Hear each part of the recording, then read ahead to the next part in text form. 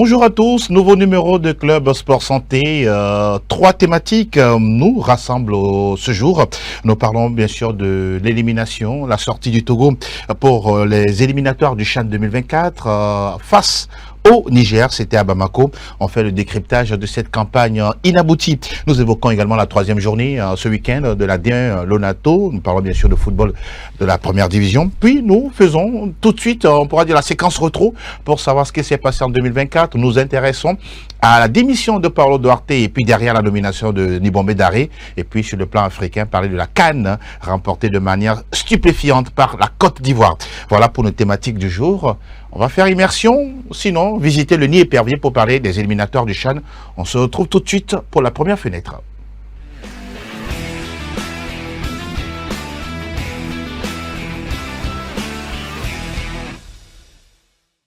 Sur ce plateau, deux invités et pas des moindres, Charles Danesto. Ça fait un moment qu'on ne vous a pas vu ici. Merci d'être là. Bonjour à vous. C'est le retour. C'est le grand retour. Vous portez-vous bien, j'espère. Oui, ça va bien. En pleine forme. En pleine forme. Merci beaucoup. Delaïté, bonjour. Bonjour Angelo, bonjour aux téléspectateurs. Ça fait plaisir de revoir Charles, non? Oui, hein. Bon ami de tout la journée. Ah oui, c'est notre aîné, il est bien dans la place. Mesdames, messieurs, en même temps, on va parler justement de ce match qu'on a vécu tous, hein, le match entre le Niger et le Togo, le match qui s'est déroulé d'abord du côté de Bamako au Mali, puisque le stade au Niger, ou les stades au Niger n'ont pas été homologués par la CAF. À l'arrivée, c'est une élimination, Charles, encore une fois, face au même adversaire. Il y a pratiquement 2 ans, c'était à Cotonou. Le même Niger était sur la route du Togo, le même entraîneur, Aruna Doula, sauf que du côté du Togo, à l'époque, c'était Jonas Kokou-Komla. Cette fois-ci, c'est Koubadia Kader. Comment vous accueillez, vous acceptez justement cette nouvelle-là depuis hier? Ben, je pense que c'est une déception pour la plus grande partie de la population togolaise, puisqu'au départ, tout le monde s'attendait, ne serait-ce qu'à un exploit de la sélection nationale locale à Bamako, à l'extérieur. Et puis, quand on sait également que sur toute l'année, au niveau des sélections nationales, il n'y avait pas eu de résultats, et c'est les éperviers locaux qui, en tout cas, donnaient cette chance de voir le drapeau togolais flotter sur le continent l'année prochaine. Mais malheureusement, le résultat n'y est pas, en tout cas pas du tout surprenant pour moi,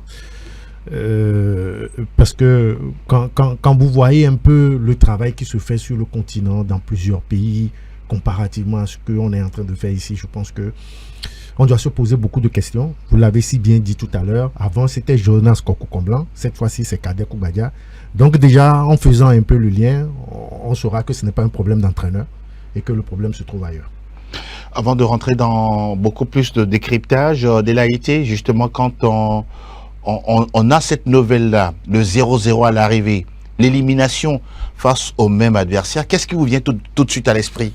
Oui, moi je disais que le match a été perdu depuis à domicile, à Lomé, le dimanche dernier, quand au sorti de ce match frustrant 1-1, je me disais tout de suite que le Togo est éliminé. Pourquoi je dis ça? Parce que le Niger, cet adversaire-là, qui nous a éliminés en 2002, maintenant, 2022 maintenant, aujourd'hui, il va jouer contre nous à Bamako et on sait les contextes dans lesquels se trouvent ces pays-là. Je me dis que le Togo a une fois encore raté son CHAN et bon, moi je ne suis pas surpris. Je ne suis pas surpris parce qu'on avait la place, l'occasion de chercher cette équipe nigérienne-là, de battre cette équipe nigérienne-là à domicile.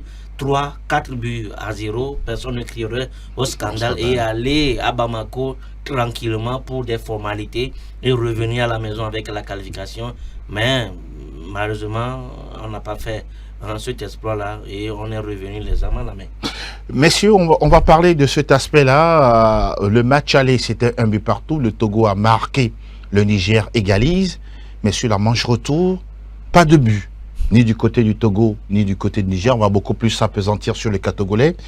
Mine de rien, on a eu une attaque muette. C'est-à-dire qu'on n'a plus aujourd'hui des attaquants de race capables de faire la différence et de permettre à une sélection de se qualifier. On a eu des attaquants. le choix a été mal fait. Il faut avoir le courage de le dire que Kader Koukbadia a fauté dans les deux choix, en aller comme au retour. Si vous prenez le match aller, comment on peut mettre le meilleur buteur, Bruno Avoto, sur le banc et titulariser Kloupo Koko? Sur le plan réel mérite, Bruno Avoto par favori devant Kloupo Koko. Kloupo qui depuis la ligne médiane veut armer une frappe pour surprendre le gardien, et aujourd'hui dans le travail d'un attaquant, un attaquant doit revenir porter main forte à la défense ou bien au milieu de terrain. Or ce Kloupo qui fait son Kloupo reste au niveau de l'attaque statique, sans mouvement, il joue à la robotisation. Je ne sais de quel football il pratique, mais c'est ce tome-là sur lequel Kader Koukbadia mise pour déclencher ou pour gagner un match. Non.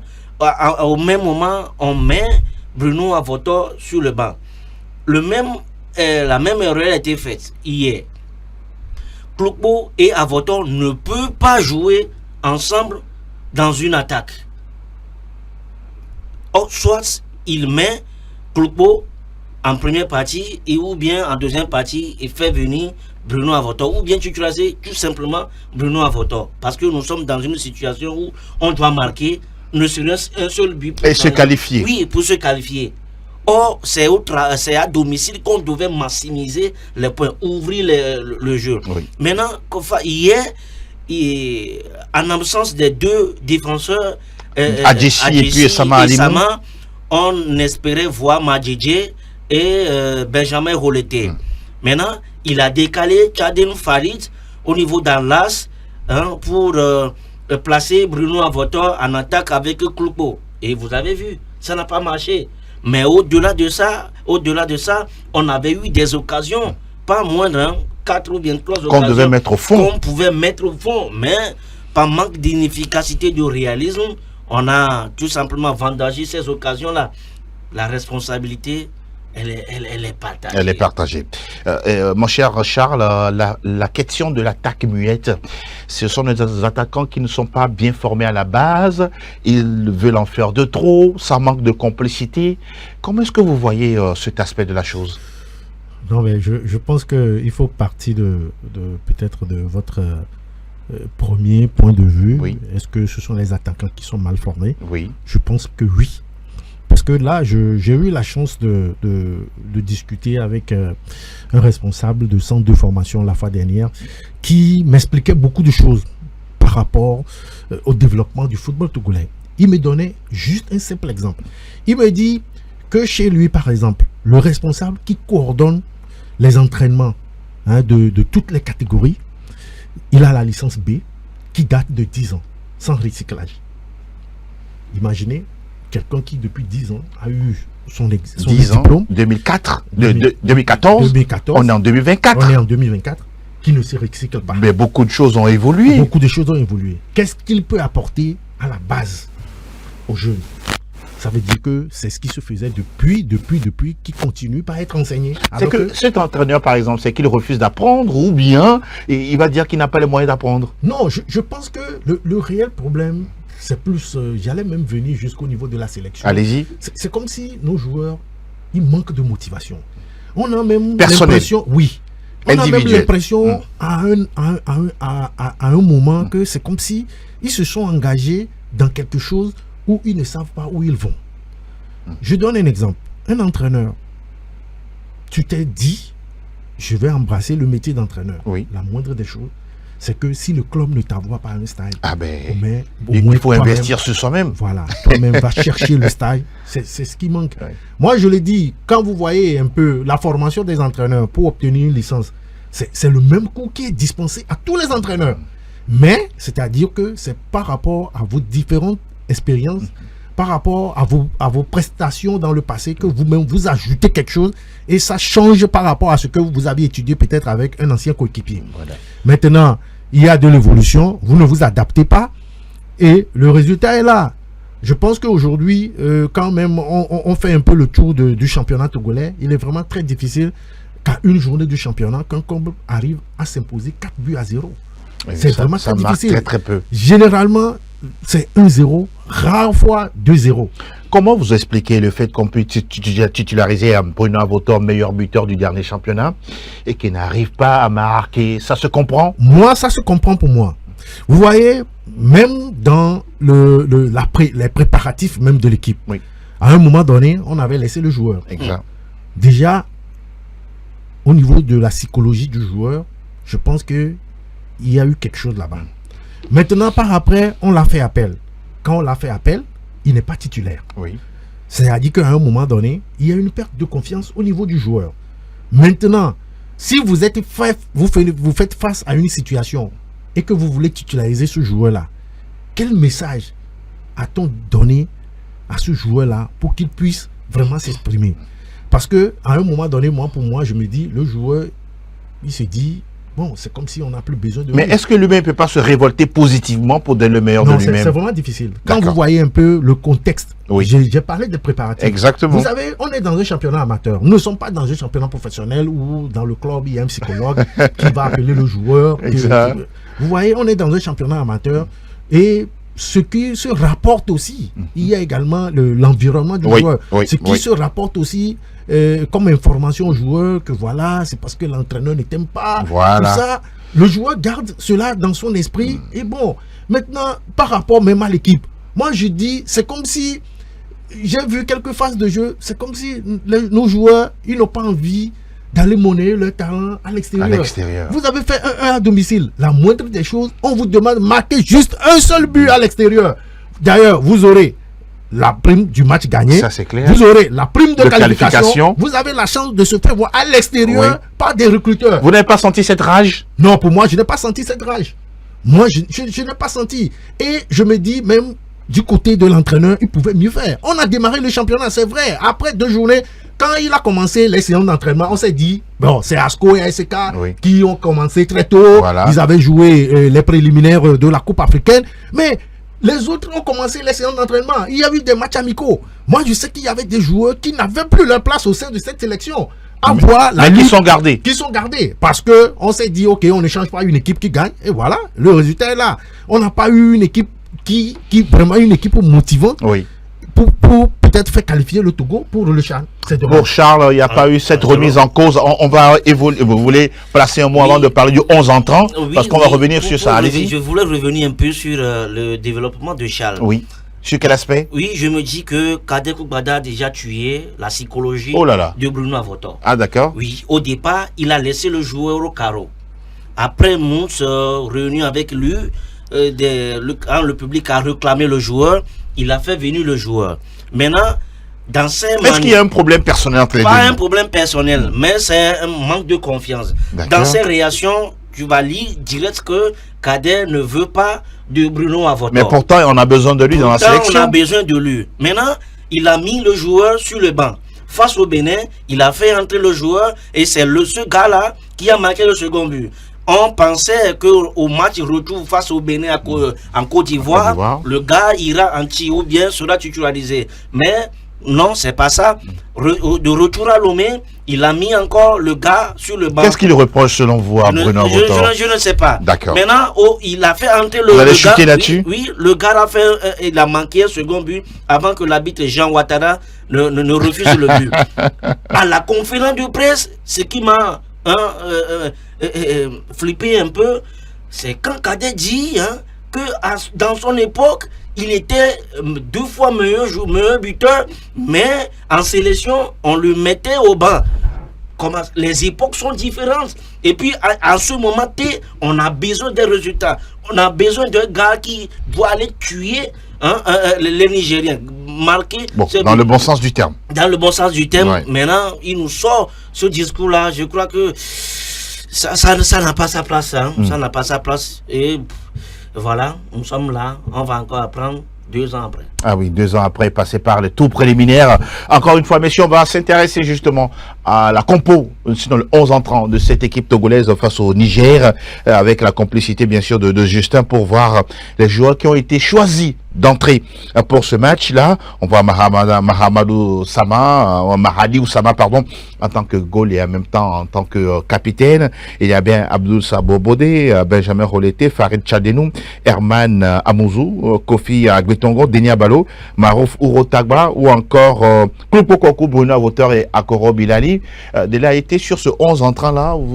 Vous avez des remarques pertinentes ou bien? Oui, c'est ce qu'il fallait pour démarrer face au Niger. Face au Niger, on a besoin de marquer. Qui est le buteur attitré de cette sélection? Bruno Avotor. Il est là. Il est là. D'accord. Maintenant, à côté de Klupo. Oui. Klupo, moi je ne vois pas la place de Klupo là-bas. Pour vous, il n'est pas titulaire d'entrée. Il n'est pas titulaire d'entrée. Maintenant, avec cette équipe, Cadet pouvait ajuster l'équipe ou bien renforcer l'équipe avant d'aller à Bamako. Nous sommes privés de 2 défenseurs, Sama et Adjessi. On a des défenseurs dans le championnat. Dieu merci, le championnat a débuté. Oui. On a encore des éléments. Est-ce qu'il avait des joueurs capables de pouvoir remplacer? Il y a des joueurs capables. Si vous prenez sur le plan qualité? Sur le plan qualité. Maintenant, il a fait décaler Tchadenou dans l'as. Or, Tchadenou pouvait jouer en milieu de terrain, histoire de renforcer l'attaque. Ou bien, il peut amener, il a laissé sur le carreau ce joueur d'Aseka, Amekou Dikokouvi, qui est un teigneux. Bon, apparemment blessé. Voilà pourquoi il n'est même pas dans la liste. Qui est blessé? Amekoudi. Il n'est pas blessé. Souffrant. Amekoudi n'est pas souffrant. Il va bien. Il va bien. Mais il n'a pas été gardé justement dans l'effectif. Vous voyez, pour vous, il y a des interrogations. Il y a des interrogations. Mon cher Charles, sur le 11, justement, entrant face au Niger, mais malheureusement, ce 11 n'a pas pu faire la différence. Oui, je l'ai dit tantôt que moi, j'aurais préféré voir l'entraîneur, après 2 journées de championnat, aller chercher des joueurs pour renforcer cette équipe.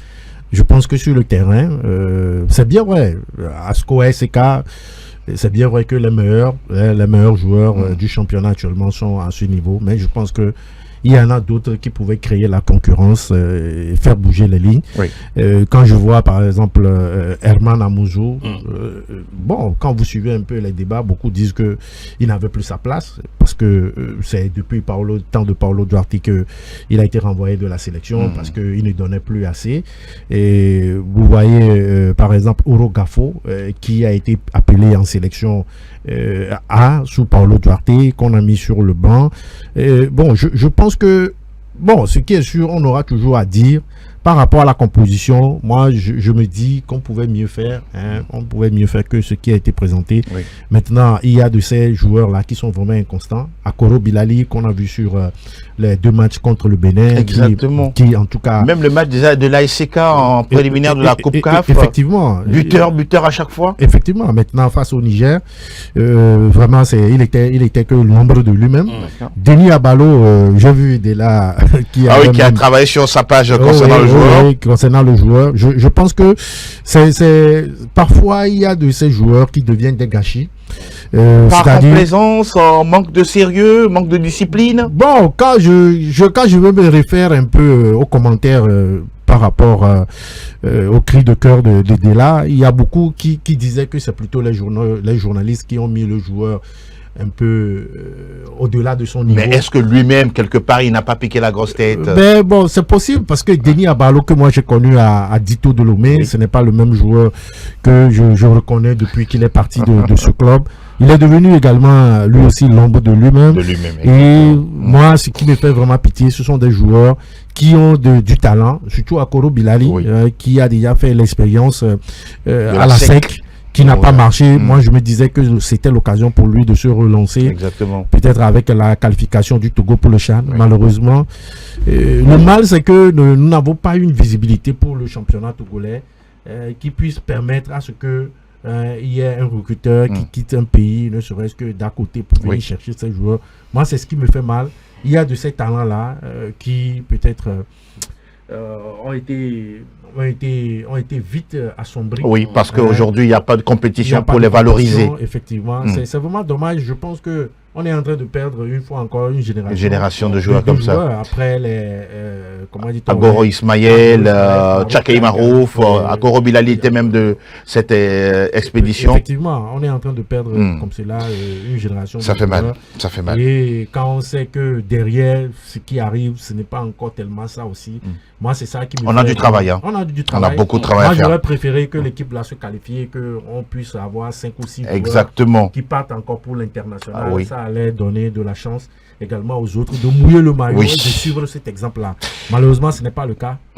On continue le travail. Le travail continue pour le cas du Niger. On en parle, messieurs. Le Niger, encore une fois, élimine le Togo. Ce n'est pas du hasard. C'est le fruit d'un travail bien fait. C'est tout. Si vous travaillez, même en classe, si vous travaillez bien, vous allez monter en classe supérieure. On a vu, Aruna Doula l'a dit, qu'il préfère jouer le chant que la canne. Ce qui veut dire que la participation du chant lui a apporté beaucoup de choses. Si vous prenez l'équipe nigérienne, 7 sont à A. Et le portier, le portier Tandja, si je ne me trompe pas, il était là en 2022. Exactement. Et c'est la suite logique. Et Aruna Doula est encore là. Et tenez-vous bien, lors des prochaines échéances, il sera encore là. Hier, avant la à 2 heures, avant la rencontre, j'ai vu Pelé, le président de la fédération. Il est entré dans l'hôtel des joueurs et il a tenu un discours motivateur qui a boosté le moral de ces joueurs-là. Hier, le Niger avait eu des occasions. Ils pourraient manquer, ils ont touché le montant et la transversale à maintes reprises. Ils pouvaient marquer. Il faut voir la rage de ces joueurs-là. Ils veulent aller chercher ce but-là, ce précieux but-là, pour écarter définitivement le Togo. Mais malheureusement, on n'a pas cette chance-là, cette personne-là qui pourrait aller motiver. On doit repenser les choses. On doit repenser les choses. Et je me disais qu'on n'a pas une personnalité au niveau des instances africaines. Le Togo n'arrive pas à se peser dans la balance au niveau de la CAF. Il va falloir qu'on redore le blason de notre football pour peser aux yeux et aux vues des instances africaines. La campagne du Togo concernant justement ces éliminatoires du CHAN s'achève ainsi. Pas de qualification pour Koubadia Kader et son groupe. Il a dit la sélection nationale ne se limite pas qu'au CHAN. Et donc le travail va continuer. On va espérer de meilleurs lendemains tout en prenant conscience de tout ce qu'il faut faire pour que le football togolais puisse retrouver ses lettres de noblesse. On va refermer justement cette fenêtre des éperviers locaux. On va parler, messieurs, de l'AD1, l'ONATO, avec bien sûr la 3e journée du championnat. Vous comprenez très bien, les matchs de l'ASC Casco reportés à une date ultérieure, parce que les joueurs étant en sélection, ils reviennent bien sûr ce samedi. On va s'intéresser à la 3e journée avec le graphique des matchs prévus. Déjà, samedi, on a un seul match, CDF Akno qui accueille la SOTR. Et puis dimanche, le gros des autres matchs, Doumbé, Étoile Filante de Lomé, AS Tambo accueille Entente de Lomé. Gouloué-Sous se déplace à Kpalimé pour y défier Gomido. Et puis le face-à-face au grand stade de Tchévier, Dr Carolo bien sûr de Tchévier, Espoir FC du Zion face à Unisport. Le match, lequel vous intéresse, mon cher Dela? Gomido, Gbolosou, on sait que à chaque fois quand Gomido et Gbolosou se rencontrent... Gomido se fait 2 matchs, 2 défaites. Oui, 2 matchs, 2 défaites. Gomido... Vont-ils se relever? C'est la grande question qu'on se pose parce que Gomido, la saison écoulée, nous a surfé 5 victoires d'affilée. Cette saison, je ne sais pas s'ils vont enregistrer 5 défaites avant de remonter la pente. On ne sait pas. Maintenant, attention à Gomido. S'il perd encore face à Gbolosou, l'équipe va se plonger dans une crise qui ne dit pas son nom. Mais Gbolosou aussi qui est sur les 2 matchs, un match nul et une victoire, veut continuer sur ce élan-là en allant s'imposer face à Gomido. Mais on attend de voir. Mon cher Charles, il y a une équipe également qui n'est pas très bonne en forme en ce début de saison. avant, il y a la SOTR. Deux matchs, deux défaites également. Non, ça se comprend. Ah bon? Oui. Pourquoi vous dites ça? Non, mais la SOTR, c'était avec la rentrée sportive. Oui, Medsan King. Les préparatifs, c'était avec Messan Metokoro. Oui, tout à fait. Qui a laissé l'équipe presque en début de saison pour la SCK. Et surtout qu'on va chercher un entraîneur étranger. On parle d'un étranger gagné, non? Un Ghanéen, d'accord. Jifa, si je me trompe. Dixon David. Dixon, voilà. Ah d'accord. Oklo. Voilà. Si je ne me trompe pas. Là, on va chercher un entraîneur qui ne maîtrise pas encore l'environnement. L'environnement, absolument. Donc c'est normal, il vient d'arriver. Il n'a même pas participé au recrutement des joueurs. Donc, exactement. C'est comme à Tambo. C'est la même pratiquement, situation. Oui. Tambo avec Joliat qui est reparti. Hein. C'était lui qui avait fait monter Tambo, non? Oui, en première division. Monter Tambo, il est parti. Maurice Ntoudja est venu faire 2 ans, 2 saisons. Lui aussi, il est reparti à la rentrée à la rentrée sportive. Oui. Et c'est Joly qui n'a pas participé à la préparation de l'équipe. Donc c'est normal. Moi, je me dis 2-3 matchs. Il n'y a pas à créer scandale. D'accord. Là, est-ce qu'on va aller à 5 matchs sans victoire? Je pense que là, puisque au fil des journées, l'entraîneur sera en mesure peut-être de voir qui peut faire l'affaire. Exactement. Et très rapidement se préparer pour le mercato. Bon, la SOTR, face à Aknou, SOTR face à Aknou. Bon. Aknou, son premier match, c'était un match nul. Oui.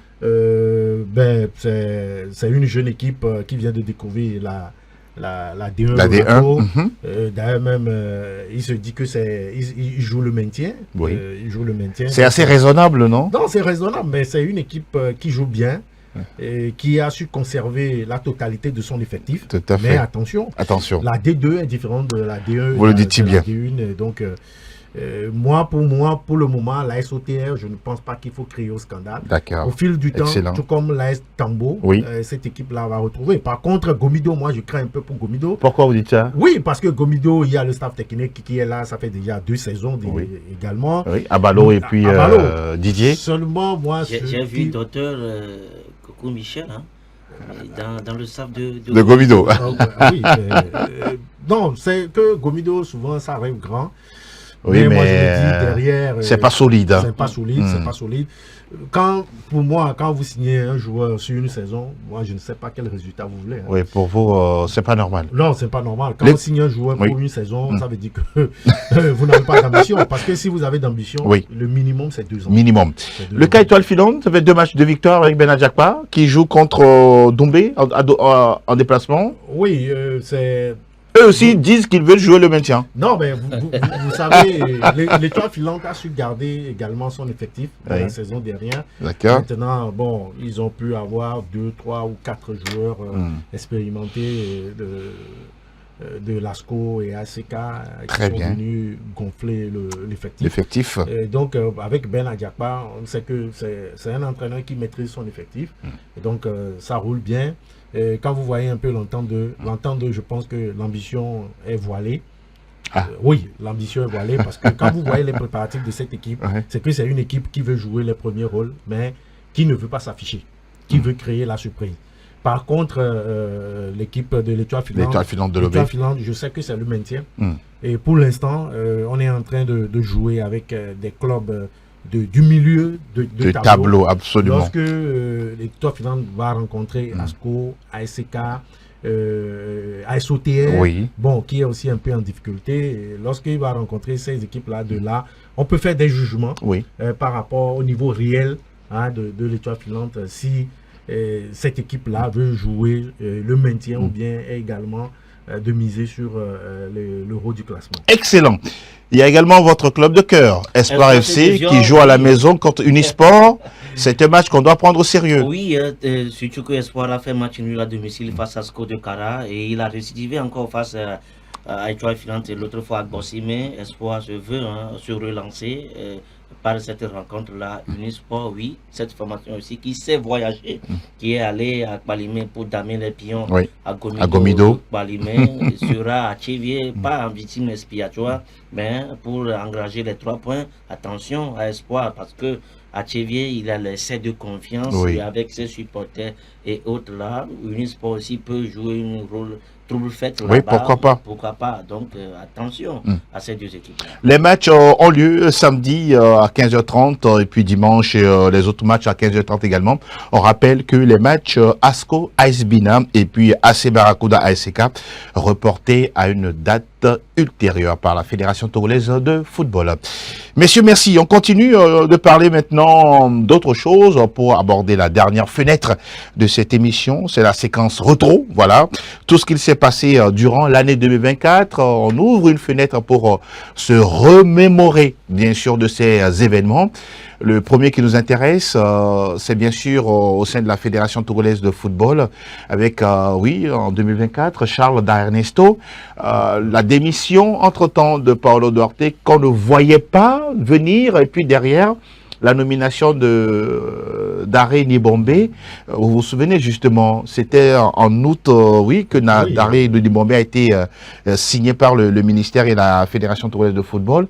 Oui, on va en parler avec vous. Oui, ben, vous savez, le départ précipité, c'est une démission qui est mis sous un départ précipité. Vous l'avez vu attendu ou inattendu selon vous? Non, ben c'était inattendu. C'était inattendu, mais bon, avec un peu de recul, je pense que c'est ce qu'il fallait également pour Paolo Duarte. Voilà. C'est vrai, en cette période, l'équipe jouait bien. Il y avait l'équipe qui commençait par être soudée. On pouvait commencer par donner le 11 de départ parce que ça faisait plusieurs années où le Togo n'avait plus 11 types de départ. Oui. Et donc ça commençait par venir et puis bon, malheureusement les résultats ne suivaient pas. Oui. Et voyant un peu le danger venir, puisque dans le contrat c'était bien dit qu'il fallait obligatoirement qualifier l'équipe pour la CAN 2025. Bon, je pense qu'il avait déjà raté la CAN 2023 et 2025, si Paolo Duarte ratait encore cela, il n'y aura pas d'excuse. Oui. Bon, maintenant, voyant une opportunité qui s'offrait à lui, hein, une opportunité en or, il a préféré l'argent, le dollar. Bon, la sécurité. Oui, la sécurité, ben, il a préféré le dollar du Golfe. Au franc CFA. Le franc CFA et il est parti. C'était une surprise parce que quand vous voyez un peu après le match face à la RDC en éliminatoire de la Coupe du Monde, l'équipe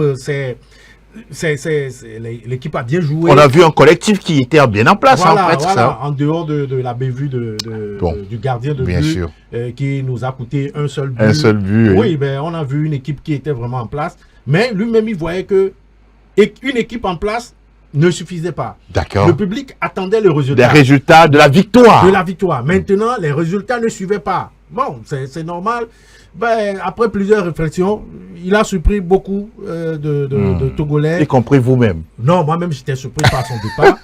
Mais c'est pourquoi je dis, avec un peu de recul, oui. on a compris. Maintenant, l'arrivée de Nibombé, là aussi. Beaucoup, avec ce qui s'est passé un peu au Sénégal avec Aliou Cissé, beaucoup ont préféré, comment dit-on, un autochtone à la tête de l'équipe. Et bon, on a commencé par écouter dans les bruits que c'était Daré Nibombé. Et bon, il y avait eu un appel restreint. Oui. Et il y avait Abalo Dossé, Jonas Kokou-Komlan qui avaient postulé. Mais finalement, c'est Daré Nibombé qui a pris les rênes de cette sélection. Tout à fait. Mais dans quelles conditions aussi? Oui. On l'a fait trimballer. Et ça, je pense que ça a également joué. Et avec lui, les résultats n'ont pas suivi. C'est normal. C'est un sélectionneur, il est arrivé. Il vient d'arriver. Lui aussi, il a pris autrement. Oui. En cassant peut-être la dynamique que l'autre sélectionneur avait mise en place, il a voulu s'imposer avec les joueurs qu'il voulait, mais ça n'a pas marché. Beaucoup ont commencé par critiquer d'abord l'équipe, le collectif de l'équipe, par après les résultats qui ne se suivaient pas. Mais moi je me dis, il faut voir le contexte. Tous ces sélectionneurs qui sont passés par le Togo, ils ont eu cette chance-là de ne serait-ce que de disputer des journées FIFA avec les joueurs. Malheureusement, Daré n'a pas eu cette possibilité. Il est arrivé, il a pris l'équipe. Et tout de suite... dans les éliminatoires de la Coupe d'Afrique des Nations, ça s'est enchaîné. Voilà. Et je pense qu'aujourd'hui, si on prend un peu plus de recul, je pense que beaucoup diront que Le problème, ce n'est pas Daré. Mais D'accord. le problème, c'est le football. C'est le football togolais. Mon cher Delaïté, justement sur cette thématique, le départ de Duarte, tout le monde attendait à ce qu'on ait des victoires pour permettre aux Portugais d'être toujours à la tête de la sélection, mais derrière, hop, il a trouvé mieux ailleurs. Et puis voilà, Nibambe Daré qui arrive à la tête des éperviers. Oui, surtout que l'équipe a commencé à prendre, face au Sénégal. On a vu la prestation ici au stade de Kégué et puis face à la RDC. Oui. Beaucoup se disaient que dans 2 matchs ou bien dans 3 matchs, on aura assez au goût de la victoire, Oui. mais sans compter sur la magnanimité de Paulo Duarte. Il a préféré le pétrodollar au détriment de nos CFA. Il est parti bien avant les débuts des éliminatoires de la CAN 2025. Et dans les couloirs, comme Charles avait dit, Oui. on voulait essayer un Togolais, un local, voir ce que ça va donner. Et le choix du peuple est porté sur Daré Nibambe, Ancien joueur de sélection. des éperviers, Oui. qui a brillamment eu son certificat au niveau de la Belgique. Et bon, il est venu, il est reparti dans des brouillards. Oui, on a cru que voilà, ce ne serait plus le cas. Ce n'est plus le cas, il est revenu, il est parti. On a nommé Kader Koubadja comme intérim. Effectivement.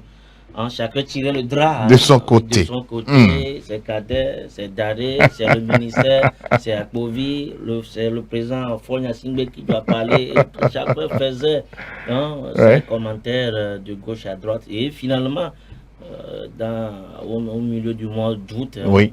la fumée blanche est sortie. Exactement. Daré Nibambe, patron de la sélection. En présence de Madame le ministre et du patron Biakbovi. Il est venu, il a voulu imposer ses bases, ses principes.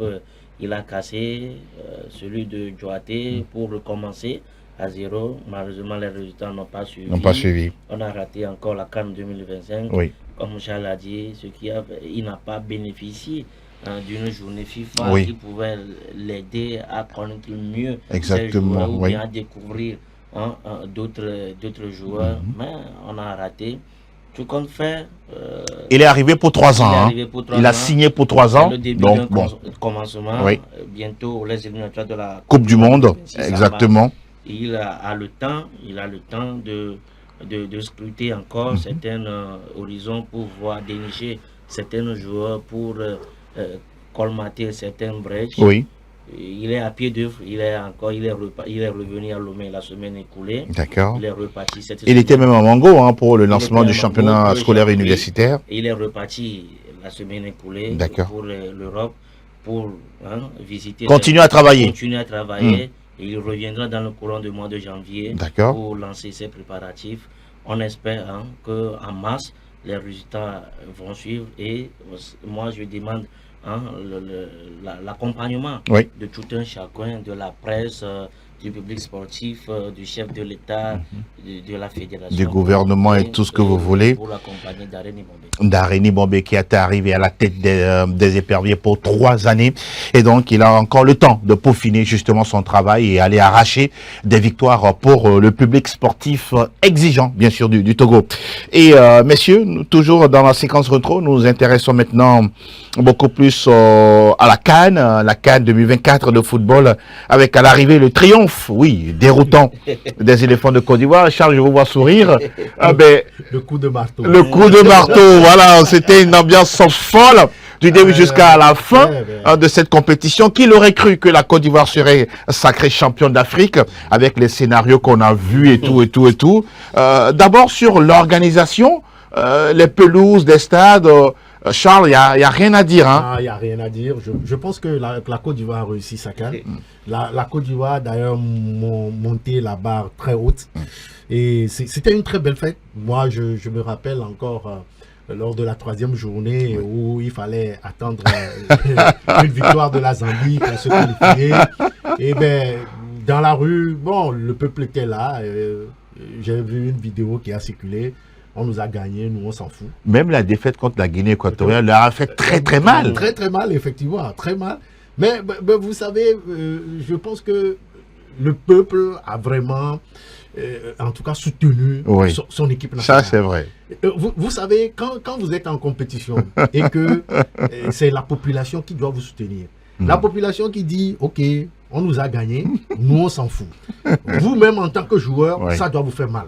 Exactement. C'est-à-dire que ça veut dire que le peuple est en train de surpasser cette déception-là par peut-être le fait de ne pas se mêler de tout ce qui vous concerne. Donc, derrière, je pense que ça a surmonté, ça a surmonté l'équipe.